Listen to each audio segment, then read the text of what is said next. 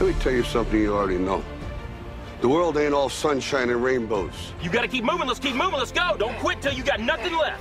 You can either live your dreams or live your fears. Because you'll have bad times, but that'll always wake you up to the good stuff you weren't paying attention to. But it ain't about how hard you hit. It's about how hard you can get hit and keep moving forward. That's how winning is done. From the Cancer Sucks Studios, you just tuned in to Life Lessons and Cancer Hope with Coach Steve. Listen, cancer ain't got nothing on me. Introducing an outstanding podcast where we discuss relatable life lessons, ambition, motivation, and perseverance. Welcome back to another episode. What's up, everybody? Coach Steve here, and welcome to the show. Today is my very first episode of this podcast, maiden voyage, you would say. Today, we have a very special guest, my good friend, Rick Staropoli, who's going to help me tell my story. He is an actor, a voiceover artist, trainer, performance educator, filmmaker, and a video producer. He's also the co-founder of Granville House Media in Rochester, New York. He's also a cancer survivor.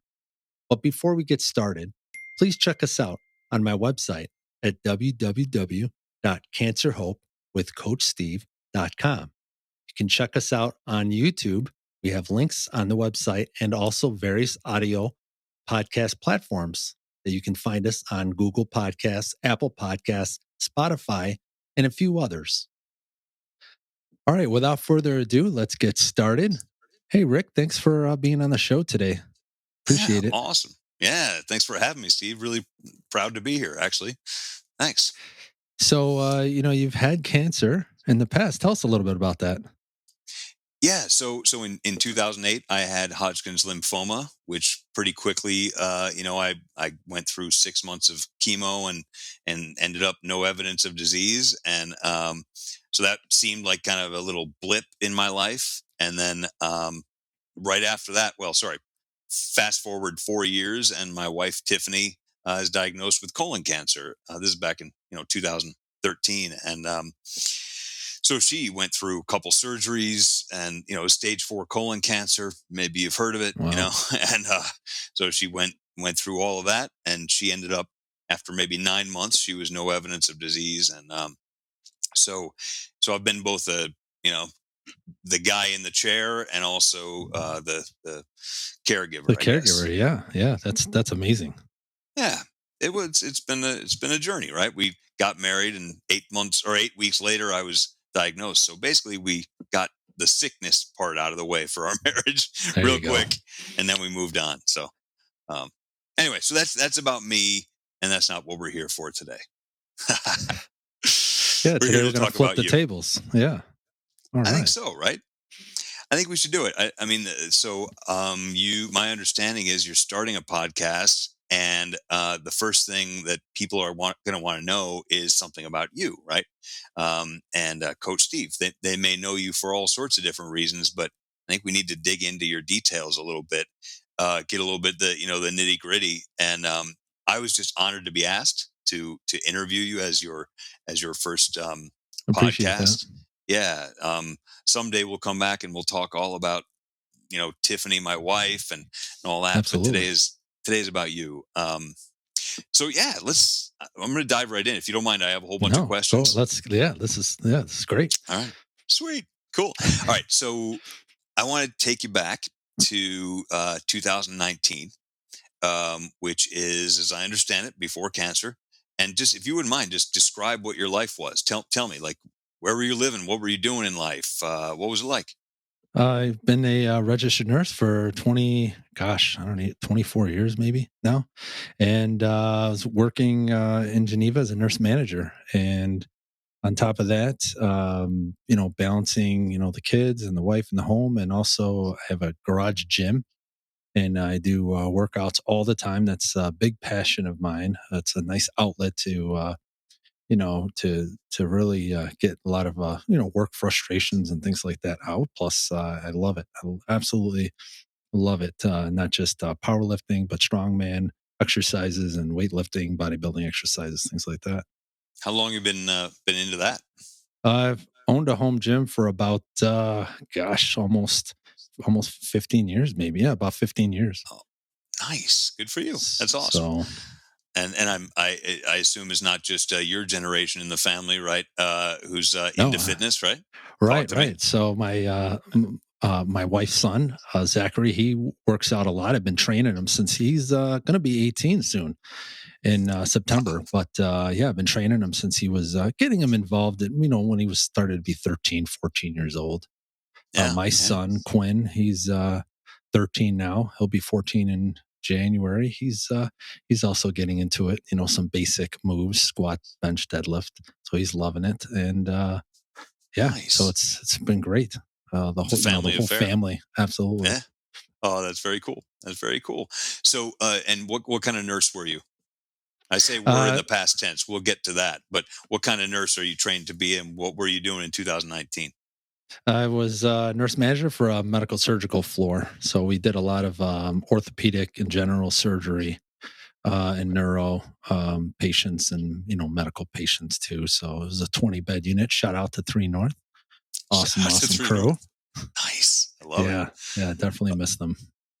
Yeah, no doubt. Yeah, we're going to get to why it is that you aren't there at the moment later on. That's for sure. And you've been doing the nurse. You've been a nurse for how long? Oh yeah, over 20 years. Yeah. Okay. Awesome. Yeah, and you said you were a nurse manager, right? Yeah. Yeah. Before that, I was doing some emergency nursing, some traveling, owned my own nursing travel agency.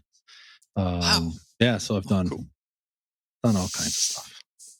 Didn't realize you were an entrepreneur too. Well, actually, yeah. I did. I'm pretending I didn't know, but yeah, that's very cool. Yeah, the ED thing. That's where I think I met you. And just briefly, the way that we met is that your wife is dear friends with my wife. That's right. Right. And that was how long ago did I meet you then? It was while you were still dating Amy, right? Oh gosh, yeah, 6-7 years ago. Yeah. Yep. Awesome. So we've established that. That's how much experience we have with each other. Absolutely. Yeah, it's been a while. Yeah. All right. So fast forward then, or let's just kind of step forward to 2019 into 2020, and I need to hear the story of how it's true of every cancer, person fighting cancer or survivor. There's a story of how they found out about it, right? So what happened? Walk me through that. So I was right before it. I was trying different diets. I would try keto, plant-based, vegan, and then we were very stressed at work, getting ready for COVID, setting plans for a surge, things like that for New York State, and so I ended up losing a lot of weight, and I thought that it was just due to stress of work and maybe my diet. And which diet were you on at that point? Oh gosh, I think I was plant-based at the time. Yeah, okay. right before cancer. So I attributed to the diet and stress at work, and there'd be a lot of times at work where I would bring back my lunch, and wouldn't even eat dinner. It was bad, and I just thought, well, I just don't, attributed it to stress, and I had pain. Probably 3 or 4 months prior to my diagnosis, I had an intercostal pain, and it felt like muscular. It was funny. I was doing some Roman twists with the med ball, and I was doing them all the time. But I thought, man, maybe I pulled something, something not right, and that was bothering me. And even people at work would watch me guard my side for months, and then the pain came back, and attributed to that again. But then it really got bad. One night, we had to call the doctor, and then the pain really increased really fast to excruciating pain. We had to rush over to emergency. The doctor on call in the middle of the night said, it sounds like maybe a gallbladder attack, So I was thinking, hey, no big deal. Right. There's just a little bump in the road, I'll go to the hospital, in and out, laparoscopic surgery, take the gallbladder out, and on my way. And, so pause there then. I want to know, like, at that point, this has been, you feel like maybe some months you had been losing weight, right? It was a slow Yeah. thing, or do you mean it was or was it like January, Probably February, March kind of thing? 6 months. I lost Yeah. probably a good 25, 27 pounds. Wow. So, Okay. yeah. Yeah. And so what was going on with the workout regimen and all that sort of stuff? Was it, I mean, this is muscle mass you're losing, right? I tried. I tried to push through the workouts. Still working out. Yeah. And Yeah. but it was mainly on the weekends because I would get home really late from work and the stress, and I was just too tired to do anything. So that started Yeah. dwindling down too. Yeah. Yeah. And what month is this in as far as COVID? Like, I mean, we all remember March of last year, Yeah. right? So Of March of, this was yeah. like, we started February, March in preparations. And then the pain started again. The second time around where it got bad was the end of March. So at this point, were you in a med surge floor? You probably, theoretically could be treating COVID patients, but mostly not, right? They were being kept separate. Is that right? At We most hospitals? started getting them in, Yeah. and then I got sick, and and then obviously I didn't return back to work. But Yeah. Yeah. unfortunately they had COVID patients mixed in with surgical patients. Yeah. What do you got to do? You got to fill all the Oh, yeah. beds. Sure. Yeah. So So here we are now. Thanks for. I'm going to pause you and make sure I understand what's going on with you. Right. So end of March, you hit the end of March ish. Do you remember what night it was that you went for? And thought it might be gallbladder or something. yeah, it was March 29th. I March went 29th? in and they did an ultrasound right away, and it was kind of funny because usually the gallbladder's in the front, and she started doing the ultrasound, and I didn't think anything of it, but now looking back, I said, oh, no wonder she was doing that. It took a while for her to do the ultrasound. She was Mm, scanning me really thoroughly. I would turn on my side and even on my stomach, and she started just ultrasounding and I guess she ended up seeing something, or seeing stuff on the liver. And she couldn't say anything to me. And so I mm. didn't think anything of it. And yeah. Wow. So then, So explain. She couldn't say anything to me. Is that just she's not allowed to based on her no, they role? don't, right. They don't usually, they let the provider, Yeah. the doctor usually give any kind of news. She can't diagnose or Hmm. pretty much say anything. They just scan, and they said, okay, someone will be in to talk to you about results. Yeah. So then what happened? I mean, I guess is the next Well, question. they came in, the hospital doctors, and they said, we see a lot of what it looks like tumors in the liver, and we got to get a CAT scan for the next step. And they ended up getting a CAT scan, and the liver was pretty much covered with tumors. They said they really couldn't see much tissue, Mm. liver tissue at all. I mean, I had that many small tumors and large ones, and and that's what was causing the pain, was the bigger tumors at the bottom right side of my liver, uh, pushing against the rib and diaphragm. So that's why it was so painful. Wow. Of course. Yeah. Yeah. Yeah. It Yeah, was and that here, much. Like, it's amazing to hear that. Right. The size of the tumor itself. It was pressure. yeah, yeah. I mean, it Wow. was, and of course they tell you this, and my wife Amy, she's at home. Hmm. They restrict visitors. She can't be there. The Right. only thing we could do is do a video call. Yep. And then they tell you the story, not to be all doom and gloom, but they tell you your diagnoses, and the hospital doctor was, my wife was not happy with him because he was quite sinister. He Mm. basically, in other words, said, "Here's some brochures for your burial ground," and and I know it's not funny, but I Oh look my back, God. I look back at my journey, and it's Yeah. I can laugh at that now. Well, Good yeah, for here, you. here you Good go, for you. here you go. Here's Oh my you're pretty God. much done for, buddy. And it's I'm like, come I'm on, not. Oh my God. I'm not going to ask where this was, but let's just say it was an emergency room somewhere on the yeah, north side of Rochester, right? yeah, Something like that. Okay, gotcha. And by the way, my memory of that night is Tiffany and Amy talking with each other. I'm sure. That was. I mean, to have this happen during COVID, I guess that's what I want to bring up. Right? Is like you were alone in a way that you wouldn't have been. I was completely alone. The nurse, Yeah. I mean, the nurse patted me on the back because she wasn't even allowed to have contact. Normally nurses would hug the patient or hold their hand during a tough time. And she felt so bad that she was just kind of like, she came in the room after and I was by myself and I was already off the call with Amy and, she was great. Of course, you never remember their names, just how they made you feel. Right. Right. So, yeah. And is that so when you say, you got the news, right? The news at that point was just there's something going on in the liver. It looks like tumors. You need more testing. Is that right? Or was it, are you talking about after the CT? Yeah, after the CAT scan, at this point, we haven't even talked to an oncologist. There was no optimism. There was no encouragement from anybody. It would only be from friends and family and my wife. And it was tough, probably about a day or two. Obviously, it's tough longer than that. But I mean, the first part, and then where like you just have a switch, and you're like, okay. This is 2020. There's a lot of stuff out there, a lot of science.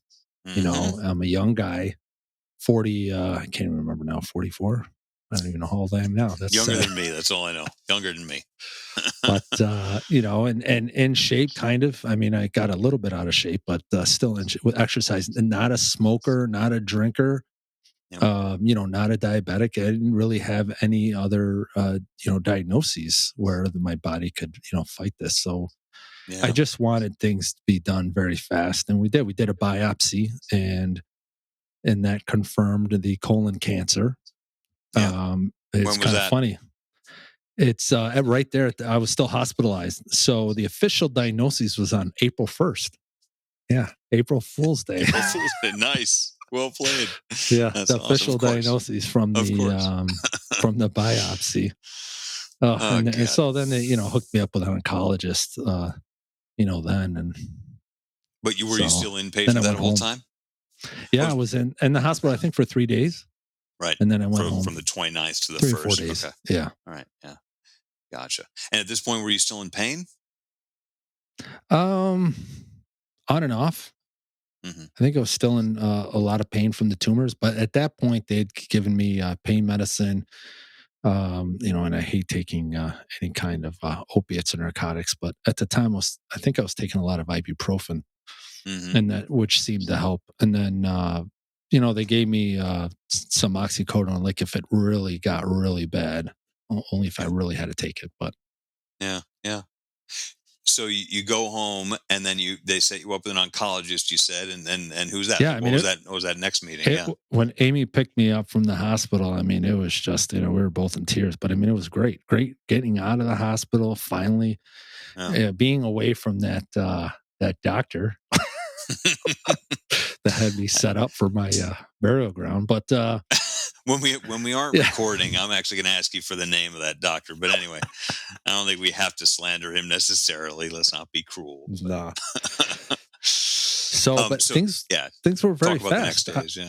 I went back and they put a Metaport in me, and we talked to the oncologist, and my oncologist was very optimistic. He's like, "No, you're young, you're a non-smoker, non-drinker, blah blah blah." And a lot of science, you could fight this, you could do this, and he's doing his job, telling me this, although, and it took a while to come out, for him to come out 3 or 4 months later, for him to say, the truth is you're going to be chemo for life, and you're inoperable, and it is what it is. And I won't go too fast into my story, but obviously that wasn't true. Yeah. So at first he actually was singing a different tune, like that actually was kind of more about cure. I think in the beginning, looking back, is living, you can live sort of no one knows how many years, but living a life with cancer controlled. and I think that's what he was, going for. So, and I just realized we haven't even mentioned what your diagnosis was. So tell us your official diagnosis. Oh, so it's stage 4 colon cancer with metastatic disease to the liver. Awesome. And I say awesome. That's so great. That's that sounds really impressive, right? yeah, I mean, especially because it's not even the primary. Like there wasn't even, it didn't, the colon cancer didn't even show up in the CAT scans. It was like all about the liver. Mhm. But obviously it's the colon cancer cells that are now in the liver that was, causing an issue. But, So tell me then. Oh, sorry. Go. I was going to say I feel lucky though, because a lot of people, it ends up metastatic. A few moments later. I don't even know the word you call it, but further mets. Okay. So Mm. the next step would have been, it would have hit my lungs.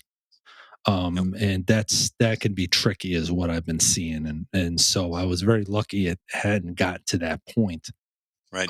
And a lot of, that's the problem with colon cancer and why they're decreasing the age for colonoscopies now is because most of the time it's too late. It's, they're finding it already as a stage 4 because it just grows so fast. And yours was officially stage 4, right? Yeah. Yeah. Yeah, it was stage 4. So stage 4 colon cancer, which also happened to be what my wife Tiffany was diagnosed with. And here we are years and years later, but yours was different, right? Yours was a different kind of stage 4 colon cancer. I mean, based on how much it had taken over the liver, right? Yeah, I mean, if you've got margins on the tumors or you've got one tumor, you can go in and take it out. You can actually live with, I think it's like 65% of your liver. Your liver regenerates, Right. but when you have, I forgot the word they call it, but basically when I have the big tumors and then all the little tumors all over the liver, Hmm. you can't go in and out, it's inoperable. Yeah. Yeah. And especially when they tell me they could barely see any liver tissue Yeah. at all because the tumors were covering up the scans. I'm like, oh, Yeah. So all right. So what did they tell you was a possible treatment? I mean, so what did you start on? You started out with a Metaport, and what kind of chemo? What'd you do? I did the aggressive chemo. They say fulfixiri. Hmm. I'm not really into the terms, but basically Avastin, oxaliplatin, which is a really harsh drug. Irinotecan, 5-FU, leucovorin. Yeah. Yep. And the Which Avastin. The ones? Avastin's a fairly new drug. I don't think it was out when Tiffany I don't know, or maybe it came out like right around the same time, but Mm, I think it's only been around for 5 years, and it shrinks the blood vessels that's mm. feeding the tumors, and I guess that's what Avastin is. So that's a fairly new Wow. drug that helps Yeah. a I lot. wonder. So which one is the red one? Isn't there one that's colored red in the full fox cocktail you just talked about, or the full fury cocktail? I Oh, feel like there's. I'm I not thought one of sure. them was. Yeah. I'm not sure, but yeah, like I said, it's irinotecan, oxaliplatin, leucovorin, Oxaliplatin. 5-FU, and Avastin, Okay. and Yeah. yeah. Quite a cocktail. Just Yeah. yeah, we were on that, and it got to the point where I would have the scans, and no, don't get me wrong. I mean, my oncologist, he's a nice guy, great and all, but you got to go for anybody listening to this, whether it's cancer or whether it's not. You got to go for second opinions. Do not just listen to one doctor. He would just basically read the reports on the scans. And these interventional radiologists, I'm not putting them down, but they sit in a dark room all day. They're reading these scans, multiple scans all day, every Mm, day, and they just do them quick. And yeah. you can't, and on the report, you really can't get their opinion. It's just basically stated fact, measurements, things like that. So what he should have done is actually opened up the scan and taken a look at the images and compared to different CAT scans that I have. And apparently that wasn't being done. So, Mm, but okay. we got multiple multiple opinions. So, We wanted to be aggressive.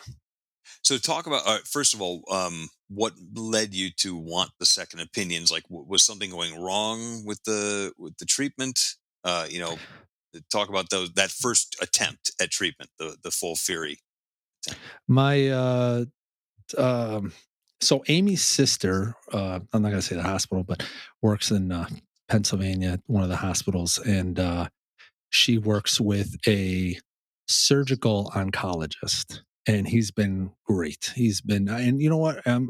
He's actually willing to come on the show, so we're gonna, you'll see him in a future episode.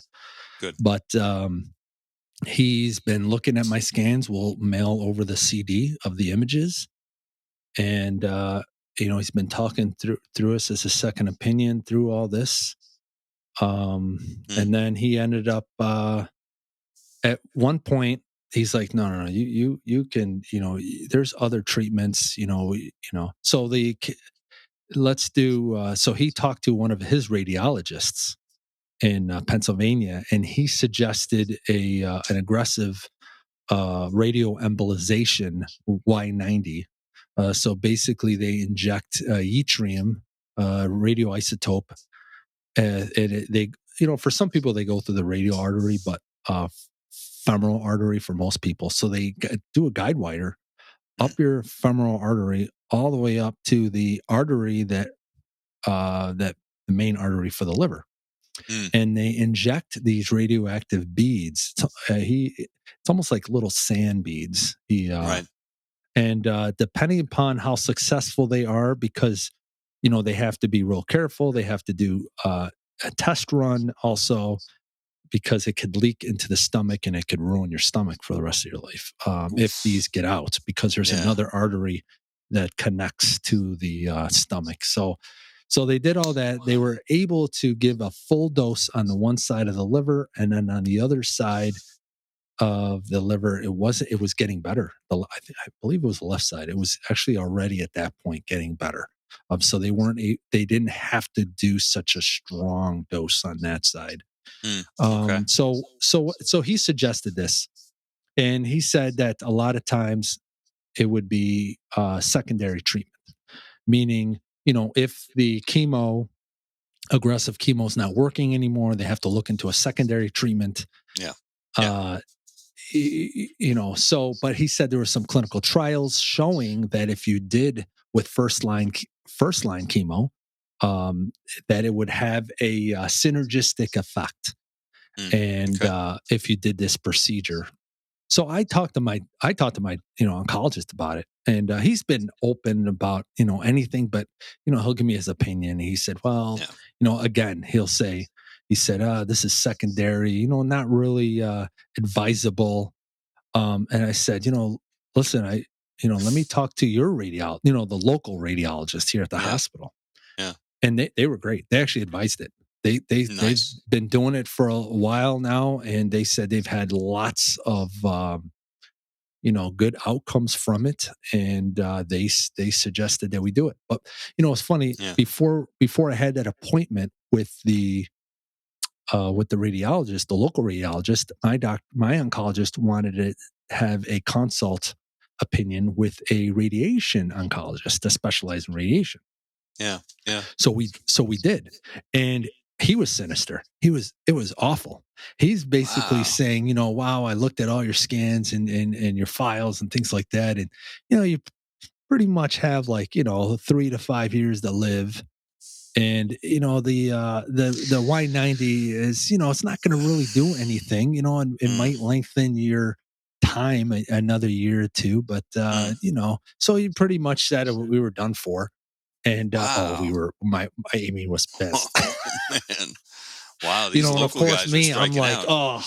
I feel like I got kicked in the what. So it's like, So, but then right after that, it was same building, the same room. Actually, he left, and then the radiologist PA came in, and she was, her tune was totally different. She's like, oh no, we've had great success. We can do this.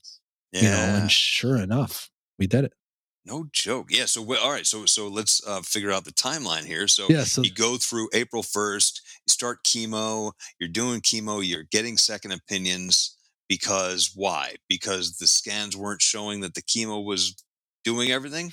it was, but I mean, it was shrinking, and I guess for some people, and I think for your wife, the cancer marker CEA for the liver mets was Yeah. not elevated, right? If I Well, yeah. understand it Tiffany correctly. never had the marker, so she wasn't Yeah. able to So, use that to measure. Yeah.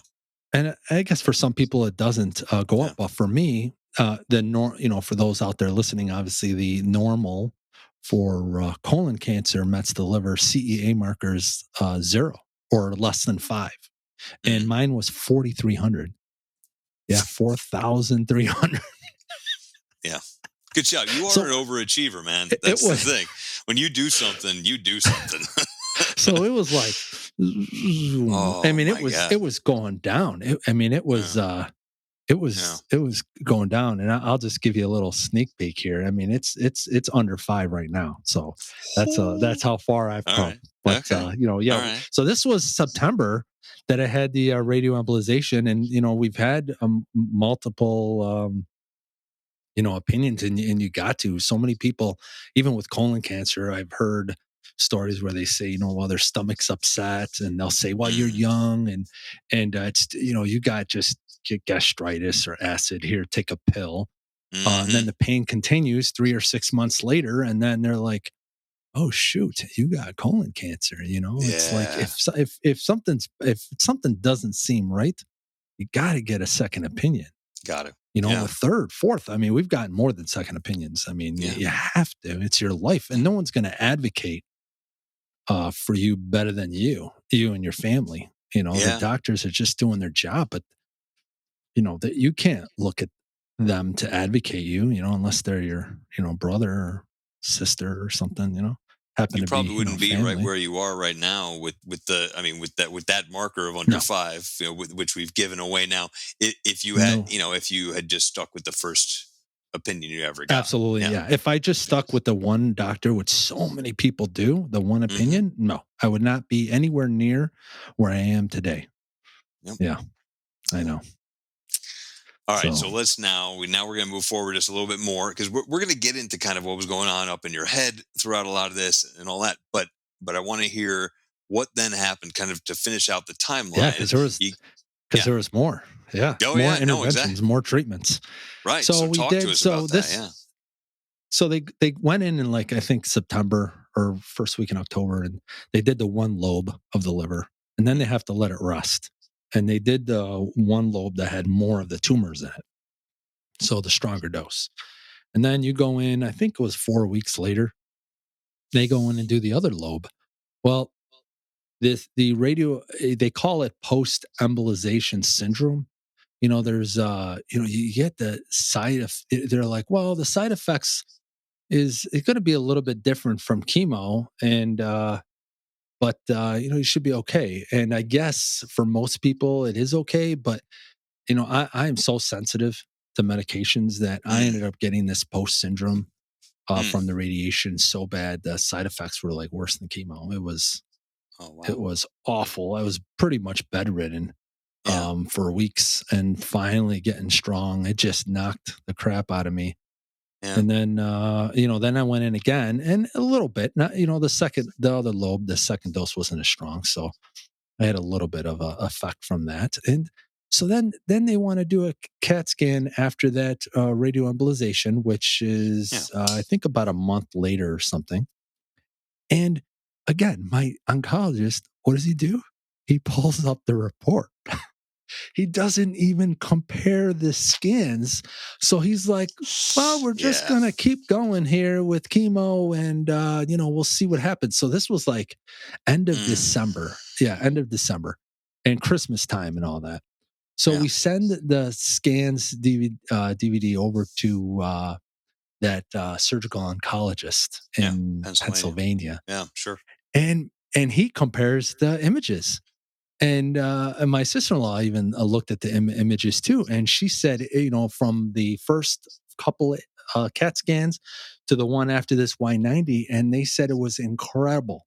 You can see a lot of clean liver tissue now.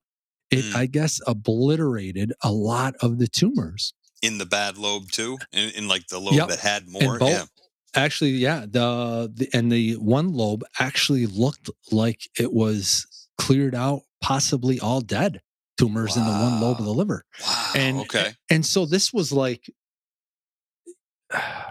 maybe a week, 2 weeks, or maybe a week after my oncologist said, "Well, we're just gonna, keep going, chemo for life."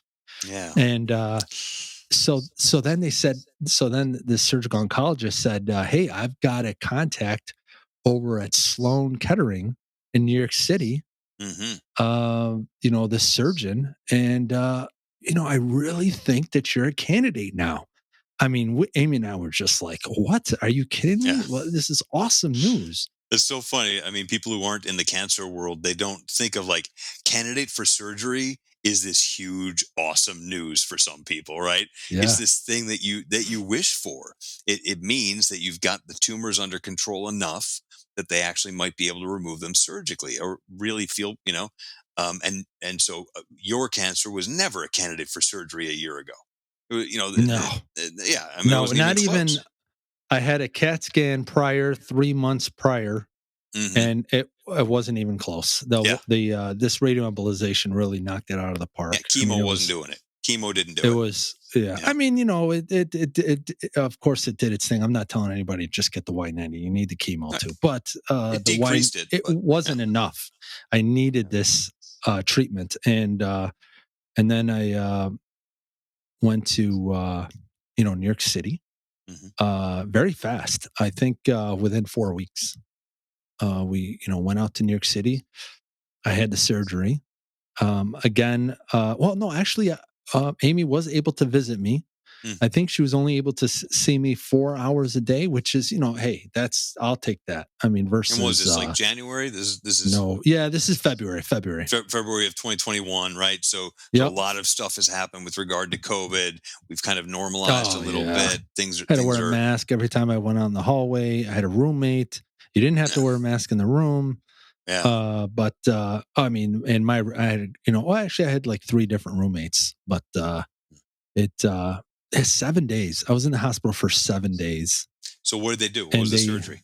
Yeah. Well, so basically they opened me up from here all the way down, 22-inch incision, 42 staples. So they went in and they found, because the CAT scan shows a little bit of calcification somewhere in the left side of my colon. So they thought maybe the tumor was there. And so I had 2 surgeons. I had the GI surgeon and I had the liver surgeon.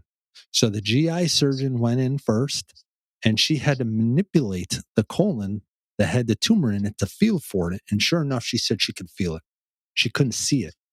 And it was a good sized tumor. She said it was in the lining of the colon. And I've had, take a step back from that. I had been having colonoscopies every 2 to 3 years since 2011. And why is that? Because about 10 years ago, they found a precancerous polyp. It wasn't in the stem. It was just in the polyp, some cancer cells. And I should have gotten a second opinion then. But how'd you find the polyp? I mean, it is what it is. Normally you don't get a colonoscopy at the age of however young you were back then, No, he said I was very lucky. I didn't have any bleeding or anything that you could see. I couldn't get through my workouts. I was breathing heavy. I was gassed out. And I thought maybe my heart, so I went to go see the doctor. And I think I was doing P90XL at the time. And I said, "Doc, I was doing these videos great. Now I can't even get to the videos. Like something's wrong." So they, tested my heart and did blood work. My hematocrit blood level was down to low 20s, I guess. So I was losing blood. Not enough to get a blood transfusion because I was still young. But then the first thing is, if you're losing blood and you don't see it, colonoscopy. you get a colonoscopy. Yep. So that's how they found it. And my GI doc at the time, who's now retired, said, "Oh, you don't need a colon resection."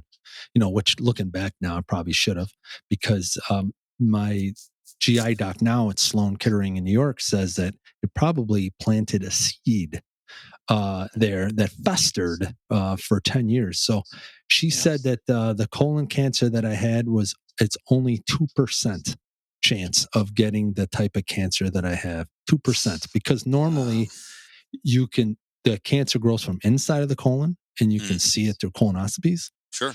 But for this one, it festered. It barely was even showing in scans. Like I said, just as calcification, could have been anything. Yeah. It just, I'm like, figures. I'm the 2% guy. Of course.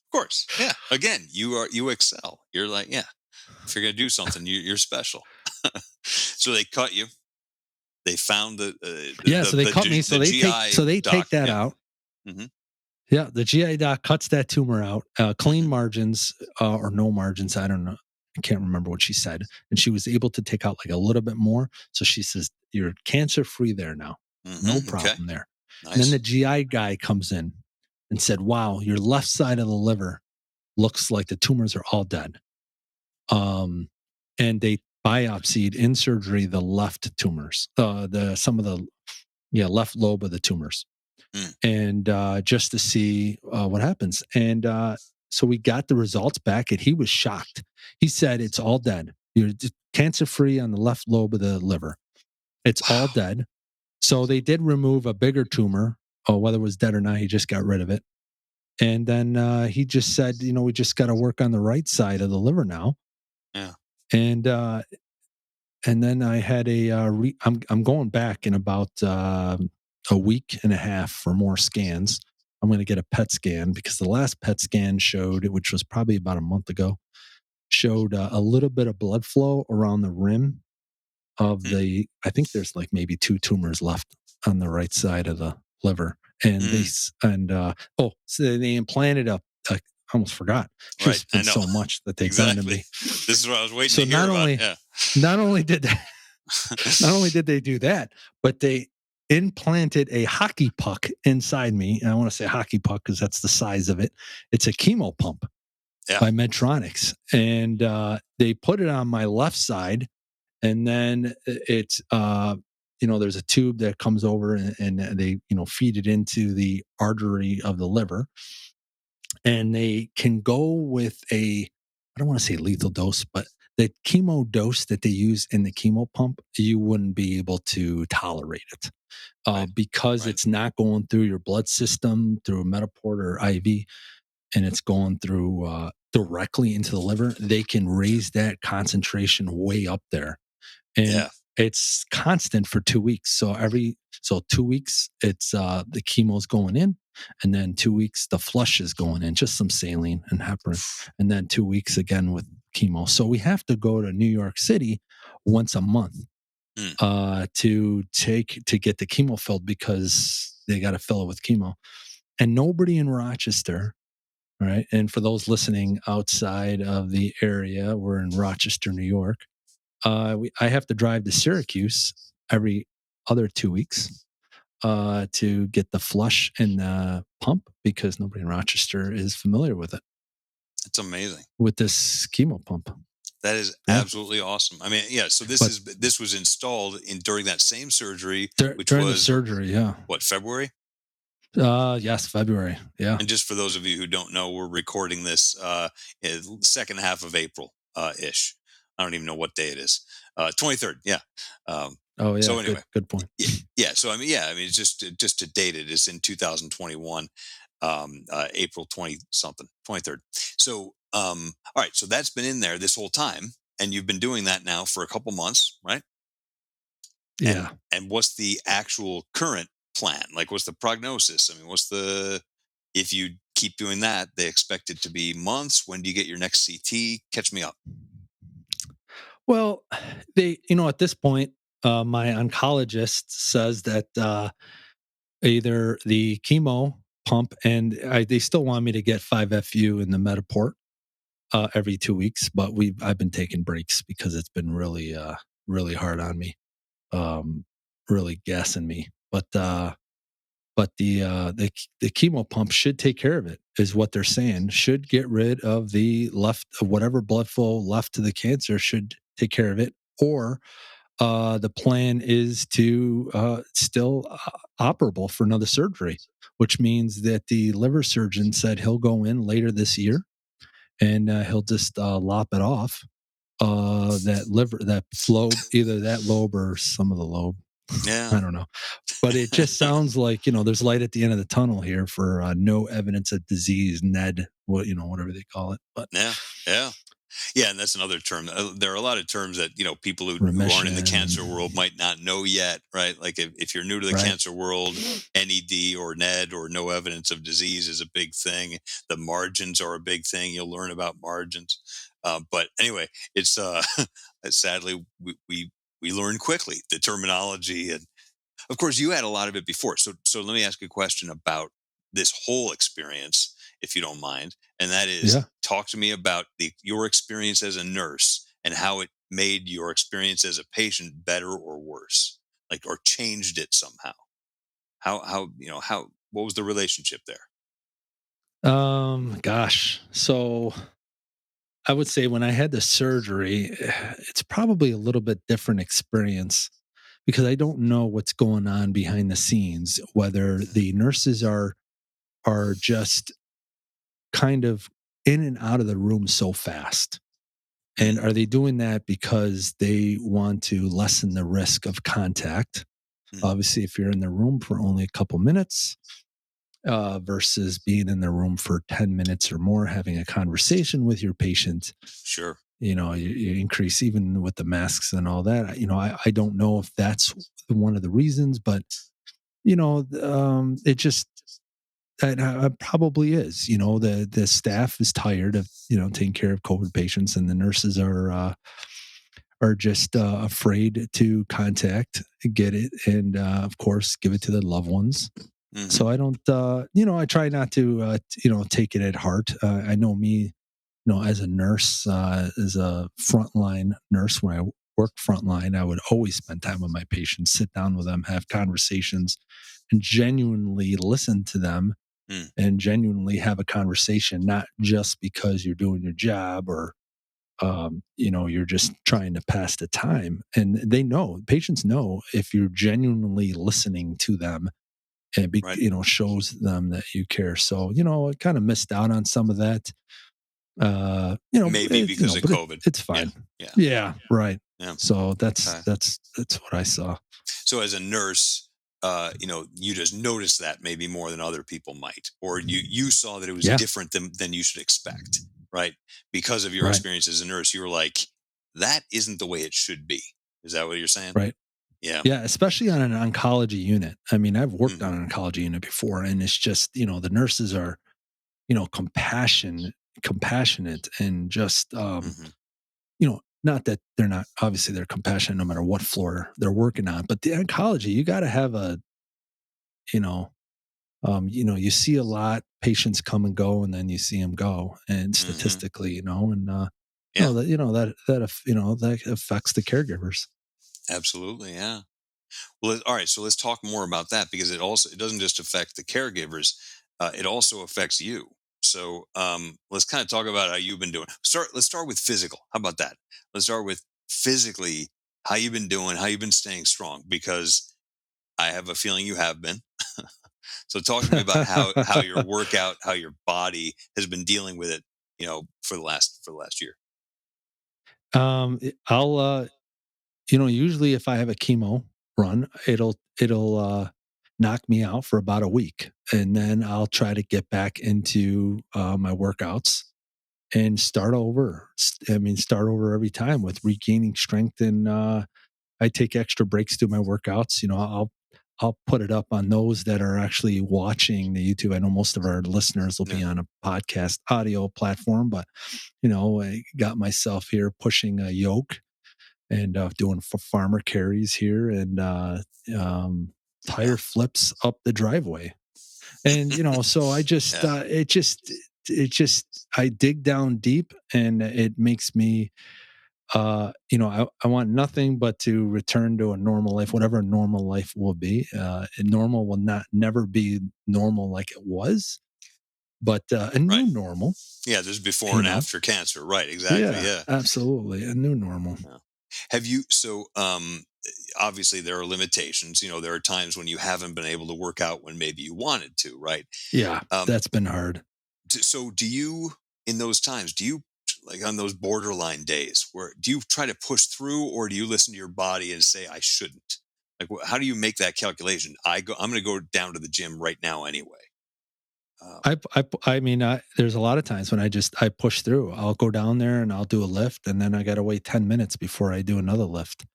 I just take my time, and I'm literally in the gym for 3 hours, Yeah. taking lots of breaks, taking my time, but I'm going through the exercises, being in the environment that I love. Yeah. Right. But there's just been, so many times where I have to, my wife's been my rock. I mean, lean on her for, for encouragement. There's been a lot of dark days. Yeah. A lot of coping mechanisms. Yeah, we're gonna get to that definitely, and I want to specifically ask about Amy because as I mentioned, she's my wife's dear friend, and she's also become a dear friend of mine, and because I love you both, it's been Absolutely. hard. It's been hard to watch, right? She's been living it, and I just want to ask you a quick question: can you imagine going through this without her? Absolutely not. Try to picture It would be, I would be, I don't know where I'd be. Yeah. Yeah, I wouldn't be where I am today. Yeah. I don't know what that would look like. Probably bad.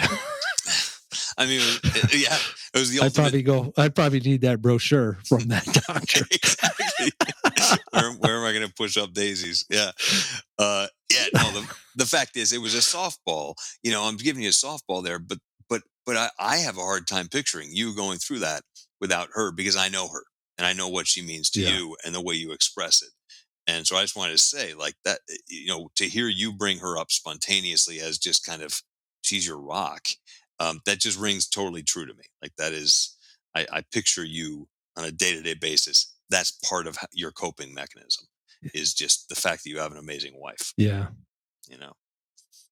What else does absolutely. it? I can't imagine what people are going through, when they don't have, maybe they live alone and they have to deal with this, and they have to call a neighbor, or a family to bring them to chemo and bring them back. And they're dealing with all these side effects at home, and not having that, not having such a big support system as I do. With all my neighbors have been great. My friends have been great. Family's been great. And, of course, Amy. So, yeah.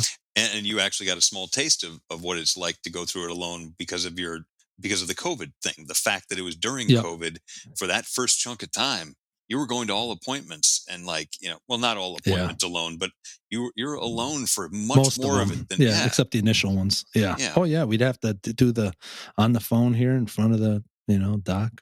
Doing chemo alone. I mean, for everyone who's listening, who's been through chemo, if you go in for a good chunk of time, which sometimes you do, sitting there alone is different from sitting there with a loved one. So, I'd be there 5 hours. And unfortunately, Amy couldn't be there because of the restriction.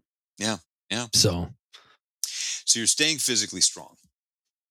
Now let's talk about your brain and how you doing. I mean, over the last year, what's the journey been like for you?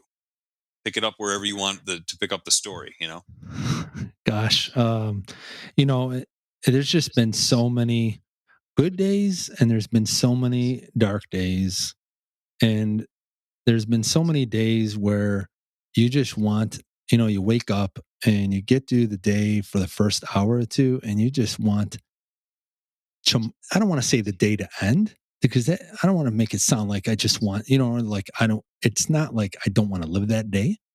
I just want tomorrow to come, because tomorrow I may feel better. And there you go. You already know what kind of day you're going to have physically. Now I know it's all mind, but really do, with the side effects and the nausea and everything else. So there's been a lot of days where I'm just like, let's just start over tomorrow. I love that. I mean, honestly, what's ironic about that is that's like taking a dark place, and instead of saying, I want to go deeper into this dark place, or like, I'm going to let this dark place be the last place I ever be. It's like, can I fast forward because I know that there's actually possibly light tomorrow? You know what I mean? Like it's putting the positivity out there in front of you in some dark way when you're at your darkest moments. Yeah, I mean, no, even if it's a little bit of a light, like you're just feeling, day. Obviously, it's not going to be, wow, I'm cured or wow, I feel great the next day. But just a little bit feeling better, it really makes a huge difference. Yeah. So, like, yeah, even just get rid of one of the side effects tomorrow. If tomorrow I feel a little bit less nausea, right? I mean, Yeah, okay, I can that, drink a little bit more fluids tomorrow. I can have that I can go from one meal to two meals. yeah, I'm not winded after doing X number Yeah, of I'm not whatever. winning after showering. I mean, there's been a lot of times, I get in the shower and I got to lay down for 2 hours, Yeah. Yeah. before I can do something else, or I go downstairs and then I got to sit in the chair for an hour before I can do anything else. Yeah. Or plenty of days where I don't even go downstairs. I just stay up here until I get stronger. I mean, Yeah. but Yeah. there's been, it's just, and I'm not Superman mentally, so, or physically, but mentally, you do like kind of crack every once in a while where, I, break down in tears out of no reason at all. Amy and I'll be in the car and I'll just, I'll see something or hear something on the radio and it'll just make me break down. But you have to like release everyone. I mean, I'm human. Yeah. You have to release that, and that's okay. And Amy's right there supporting me, because it's anybody that's gone through this or something else that's really tough. Uh, it's like me being in a tunnel, in a dark tunnel, like basically crawling with my arms. That's how my hands, right, Yeah. dragging my feet, and not knowing how long this tunnel is. Other Hmm. people explain it as, there's the tunnel's blocked in front of you and behind you, but not, to me it's more like you just don't know how long the tunnel is, because you can't even see a hint of light in front of Yeah. you, and you just wait for the day where you just see a little bit of a light and you're like, okay, because it could be, a month, it could be 3 years, you Yeah. just don't know. Yeah. It takes mental strength. So you talk about Yeah. staying strong. I mean, you use that term about, staying strong. And my God, go on your Instagram and I see the physical part of that, but the mental part is also strength, right? So you've got, I mean, because what you're describing, I'll just put a word to it, is depression, right? That sometimes what you're wrapped in is a depression, and it takes Absolutely. strength to come through that and end up on the other side. Are you getting treated for depression, or are you, either Yeah, medically right. or yeah? Right now I'm on medication. I take Lexapro, but that's recent. I would say probably 2 months. Mm, Over maybe 6 or 7 weeks. It gets to the point where and I've talked to people about this, and my, palliative care provider, and where the coping mechanisms ends up not working anymore. mm, We can try distraction and meditation and positive affirmations, and yeah, yeah, I actually go through acupuncture weekly, which is mm, great. mm, But and you have my wife, and I try to stay strong mentally. She helps me pick me up. sure, But it gets to a point where the those mechanisms don't work as good as they did, and you need a little help. So yeah, yeah. Yeah, yeah, and if you, I just, since you're mentioning acupuncture and coping mechanisms, if you have any, I'm sure you'll talk more about this on future episodes. But if you have yeah, any others that you specifically think are working for you, I'd just be curious to know, right? Because it doesn't work for everyone. Meditation doesn't work for me. Other things do, but meditation for some reason yeah, doesn't work for me. right. So what else other than acupuncture for you has helped? And obviously Lexapro, thank God. But what else?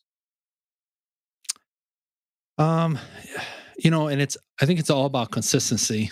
We Mm, tried meditation, mm-hmm, and I don't want to say, it did work. mm, We did the tapping meditation. We did the you say something positive 4 times, and then, you throw it out there in the universe. I mean, I really believe that what you put out in the universe, it comes back to you. Yeah.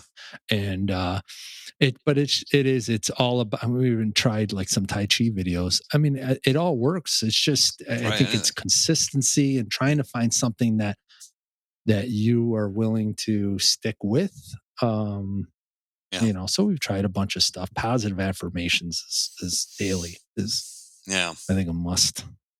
So then let's circle right back around, and probably this is one of our last topics, because yeah, there's just so we could talk kind of forever, but Oh, absolutely. yeah, the but specifically, you just talked about putting something out there into the world, right? So talk about this podcast. How does you're putting something positive out into the world with this podcast? How did this all come to be? Yeah, I wanted an outlet, not, Mhm. for me to try to have the deep issues, for me to talk about with other people, and hopefully they'll listen and gain something from it. I believe in motivating other people and having other people motivate me. I think people need each other, whether they know each other or not, especially if they've gone through a life changing event, Mhm. similar to this, similar to cancer. And my hope is to really give people motivation to stay strong, to not listen to one doctor that says, hey, chemo for life or inoperable. Right. Right. It's whatever you make of it. And so I think that's pretty important to me, for people to get that, and I need that too. So I'm on like Facebook groups, cancer groups, things Yeah. like that. So I try Right. to get positive, positive, and we don't really want to be all, we talk about a little doom and gloom, but this is important too. We want to be positive, Yeah. because I've been in counseling Zoom sessions with groups that have cancer that was recommended to me. And it just depends on the group. The group that I was in, I had to leave. The Mm. people were great. They were just so nice, nice, and they were Right. compassionate and just Right. really nice people. But I couldn't attend those meetings anymore because most of it was doom and gloom, and it was not doing me any good. Yeah. So, yes, everybody's got their, story and, their bad days and things like that. But, that's me. You got to stay positive, more positive days than bad days, And I think that's what you're describing is that is your coping mechanism, and good for them, right? But you are making throughout all of this. I'm going to just make an observation. You're making decisions that are smart. I hear three of them, right? It was getting the second opinion, hugely smart, but also deciding on something like leaving the group that right now, yes, they're wonderful, and I need to be somewhere else right now. And then last week, you made a decision, or maybe it was 2 weeks ago, you made a decision to simply not do your chemo because you needed to not do your chemo. Is that kind of, I guess, control over your own course of treatment and inside and outside of the medical world that I'm really impressed by, right? You have taken Yeah. control over how it is that you're going to deal with this. Yeah, yeah, and it's not where I'm just trying to be, a teenager, just trying to, what's the word I want to call it? Just for my doctor say, hey, I'm going to do whatever I want. It's Yeah. I truly believe that, chemo is great and you need it and you need medicine, but it's not the only thing that heals you. You need your mind. You need your physical body, how you feel. I truly believe that, and Mm. that does mind over matter, mind over body, mind over illness Yep. is huge. And you got to be strong mentally and physically.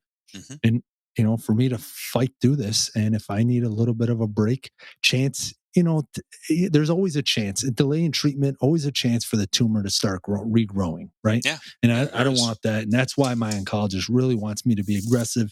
They don't like delays, things like that. But, Yeah. you know, you gotta, the mind will do a lot of healing. There you go. There you go. And in the You know? meantime, you're able to work out this week, which maybe you wouldn't have been Yeah, able to if you had just done that's chemo, right. right? I mean, no Yeah, joke. Like you're that's right. building your body, Absolutely. So, Absolutely. so I mean, I have only one more question. I don't know if you have other wrap ups, but my last question is funny, actually. It's funny because last week we got on a quick call to test our tech, right? Maybe it was a week ago or something, to test our tech for this podcast. And I said, "You look good," and that's because that was coming from my heart, right? And me just thinking that's what you say to someone who didn't look as good last time you saw them, right? Right. Talk to me about how that feels, though, for you to receive that. For me to say you look good. You brought in an excellent topic. And I'm sure a lot of people with cancer, they deal with this. Yeah. Where people, even close friends and family, or I go to blood work, and the phlebotomist that doesn't even know me, she finds out I have cancer, stage 4, and she's like, "Wow, you look good." She never met me before. Right. I don't know if there's a stigmatism, going on, but Right. it's you always don't feel as good as you look. And there, I know people are just trying to be nice, but sometimes it gets tiring. People saying, "Oh, you look great. You look great." And I know they mean well, but when you don't feel good on the inside, it's almost like, I may look good, but believe me, I'm going through hell. And, so, Yeah. I don't want people to think, he's fine. Looks good. He's strong. He's, he's getting through this. He's okay. And it's like, no, I got my hair cut and I took a shower and I, trimmed this up, brushed my teeth, but I still, I'm still not there. You're still on like month 14 of crisis mode. Really? That's what's going on, right? I mean, that's what's actually absolutely. going. So anyway, I don't apologize for the fact that I tell you looked good earlier this week. I will tell you the next time I won't say it though, because I learned from you. All right. And I just, I just want to let you know, it's, I found it ironic that and Tiffany said the same thing. She didn't like that either when people said that during cancer or that kind of thing, like almost with surprise. You look so good. Oh, okay, fine. But you don't know what's going on with me, Right. Right. So, that's about what I had for questions for today. I mean, obviously we could talk about a lot of other things. Oh yeah. But, and I want to say, thank you so much for coming to the show and doing this for me.